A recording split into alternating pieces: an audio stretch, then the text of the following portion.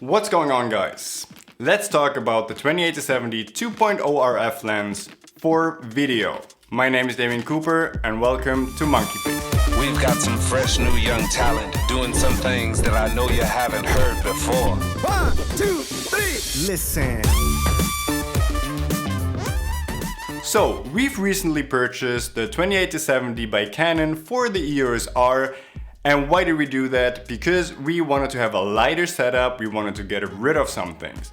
Wait, you wanted to have a lighter setup considering the weight and the size of that thing? What is the biggest that I've ever seen? Yes, that doesn't really make a lot of sense if you think about it, but if you can replace 3 other lenses with it, then you definitely have a lighter backpack and you have a lighter setup overall, and that's what we did. Take me back to Mexico, that Cancun sun would turn the sun. Were high on me, wanted to vibe with me. Take me back to Mexico, that Cancun sun would turn the sun. So I was kind of tired of carrying around 2 prime lenses, mainly the 35mm as well as a 50mm, but then for some run and gun, especially for photography, I'm also carrying around the 24-70 2.8, so that leaves me with a lot of headache when it comes to choices, which one I'm using and which one I don't. And why do I have all these lenses? Because I really like the flexibility of the 24-70, but when it comes to the bokeh and the ability to shoot wide open in low light, I kind of revert to using prime lenses all the time. But with the 28-70 and its 2.0 aperture, we actually have the best of both worlds. We have a really nice looking bokeh that comes as close to a prime lens as anything I've seen before. It is completely sharp wide open, but it gives me the flexibility of a zoom standard lens. So the idea was to replace all these 3 lenses and just be carrying around the 28-70. We've been doing this for about a month now. We've been to Italy, we've been shooting here, we've been shooting our Model Shoot Monday reviews with it, and I'm honestly blown away by the quality of this lens and I really like it. So I've already touched on that subject a tiny bit, and that is the size and the weight. And I've seen pictures and I've heard stories that this thing is so huge and so big, and honestly I kind of like a bigger lens, and I kind of like having it a little bit more heavy, so I didn't really like all the Sony bodies and I preferred the EOS R over it. But when I actually had it in my hand for the first time, I really noticed that this thing really is big and heavy. And after shooting for the first time with it for about an hour or 2, I really kind of started to feel it in my wrist. And honestly, after testing it for one day, we returned it, and as well Belle as I, we were both sure that this is not the lens for us, because it's really just too big and heavy and too uncomfortable to carry around most of the time. Okay, that was a weird size. But then after going through our footage and our photos, we really liked the quality of it. And since we're mostly doing videography anyway, we came back to it, we purchased it, and then we started to fall in love with it. So let's talk about the advantage of it actually being that big and heavy instead of just it being a disadvantage. Yeah, for photography it really kind of sucks sometimes because it really feels unbalanced with this tiny body and this really big lens in front. Because most of the times you're somewhat shooting with only one hand, you're kind of raising it up to your eye level, and then it really doesn't feel balanced in your hand. But now look at professional cinema cameras like the Canon C200, Canon C300, or maybe even the RED cameras. Then you're not shooting with it like you were shooting with a photo camera, but most of the times you're just having the weight distributed in your left hand, having all the weight just lying there, and with your right hand you're gripping the grip, you're just using it to actually change settings on your camera, and that actually makes for way more stable shooting. So when I'm using this camera, I'm just having it laying on my left hand and using the right hand just to change the settings and give it a little bit more stability. And this way you're actually able to get really stable handheld shots with it. Especially when shooting our Model Shoot Monday videos where it's literally just handheld running and gunning, I was really surprised how stable of a footage I could get out of this setup with just rocking around without a gimbal because of the weight distribution of this camera. So next up, let's talk about the focusing system. And let's start with autofocus. And yes, the autofocus of this lens is incredible, especially with the new firmware update 1.4 for the EOS R. This thing is so good when it comes to autofocus. We have literally no problem, and this is probably the fastest focusing lens and the most accurate I have ever used in a really long time. I've ever used in a long time? You know what I mean. So what about noise when it comes to autofocus? Because when you put a shotgun mic on top of your camera, it obviously picks up when the camera is making a lot of noise while autofocusing. And with this one, this is not too much of an issue. Yes, you can hear it. Yes, the microphone picks it up, but this is probably one of the most quietest lenses I have ever used when it comes to video shooting. But since we're talking about the video side of things, we actually have to talk about manual focus, because a lot of people, me included, like to shoot manually from time to time. And with this one, a lot of people didn't really like that it's focused by wire, meaning that the manual focus system is digital and not mechanical. And I have to say, I don't have too much experience with other lenses when it comes to manual focusing, so I'm not really a manual focus kind of guy, but for me, it really didn't matter. So the one thing that most people don't like about the focus being digitally is that it doesn't behave like a mechanical focus, meaning that it doesn't really see an in and out point like, for example, with a mechanical focus. But with the EOS R, you actually have two options to choose from.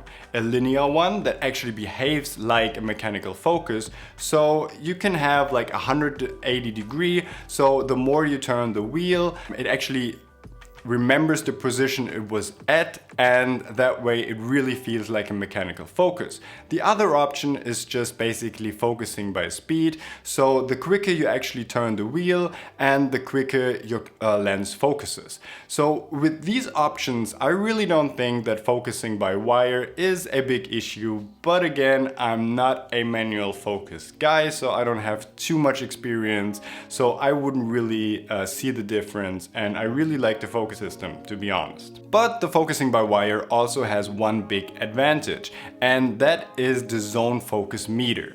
Most of you know this little window on top of your camera where there's these meters that actually lets you know how far your subject needs to be in focus when it comes to manual focusing. And honestly, I've been doing this job for a decade and I've rarely used this meter at all, because when I'm actually trying to focus, I'm actually watching my subject in my screen instead of watching the little window to see what my distance to my subject has to be.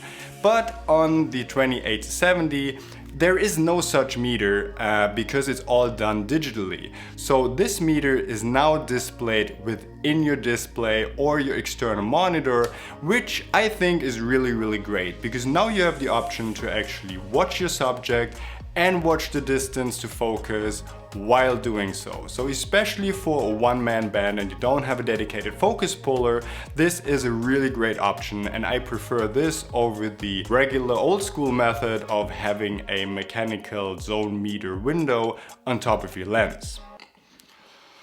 Let's talk about the next thing. And the next thing is, I don't know. Oh yeah, it's the focus ring. So next thing I really like about this lens is the focus ring. It's not a focus ring, it's the focus ring. So the next thing I really like about this lens, and basically all the RF lenses have it, as well as the adapter if you buy it with the control ring setup. And honestly, I couldn't go back to not having this control ring, because especially when you're doing run and gun, which we do a lot, having the ability to really quickly change the ISO or whatever kind of settings you want to map it to is incredible, and it is a game changer. For me, we use it for ISO, and this is really cool. Honestly, I don't really like the position of the focus ring. It's not a focus ring, the focus ring. Honestly, I don't really like the position of the controlling because it's way up front, and with our adapter it's actually closer to the body, which I think I prefer more. But in general, I really like all the options that the RF lenses have, and this one for me is a game changer, and I really couldn't live without it anymore. So the last pro, and probably the biggest one out there, is its versatility. Because now I have all the focal length from 28 to 70 millimeter with almost the look of a prime lens. And that is something that gives me so much more flexibility, because now I can quickly shoot a wide shot, a mid shot and a close-up within seconds from each other without having to change lenses, just walking around, changing my distance. I can just do it quickly with one lens and get almost the quality of a prime lens. And this has sped up our production so much, and I really like this about this lens.